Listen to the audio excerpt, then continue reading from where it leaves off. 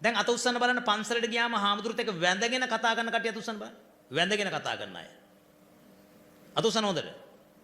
අත් දෙක එකතු කරලා වැඳගෙන කතා කරන අය. බොරුකාරයෝ වෙන්න බෑ. මෙහෙම වැඳගෙන අපේ හාමුදුරුවනේ කියලා කතා කරන කට්ටිය. හරිනේ? ඔය ඇත්තනේ? හොඳට අත උස්සන්න. ඔන්න මම බලාගත්තා ඈ.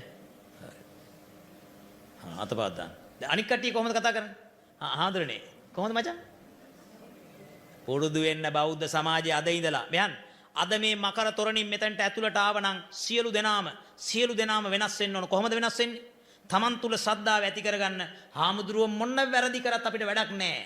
ඉතින් මොකද්ද කරන්න ඕන? මං කියන්නේ මේ හැම හාමුදුරුවෝම වැරදි කරන්නේ කලාතුරකින් හාමුදුරුව කෙනෙක් වැරදි කළා කියලා සියලු සංඝයායකට පලි නැහැ. එහෙනම් මොකද්ද කරන්න? ඔබ කුසලයේ රැස් කරගන්න මහා සංඝරත්නයේ සීපත් කරගෙන සියලු හාමුදුරන්ට අවංකව වන්දනා කරගෙන මොකද්ද? ගෞරවනීය ස්වාමින් වහන්සේ දානේ වැළඳුවද සැතපුණාද ස්වාමිනා. සමහර උන් අහනවා හාමුදුරනේ කෑවද? නෑ කෑවේ නෑ. එයි මහාන වෙච්ච දවස් ඉඳලා අද වෙනකම්ම කෑවේ නෑ. වැළඳුව විතරයි. එන් දන්නේ. එතකොට මේ අහගන්න මේ වයසක පරම්පරාව ඔහොම කතා කරනවා නම් පොඩි උන්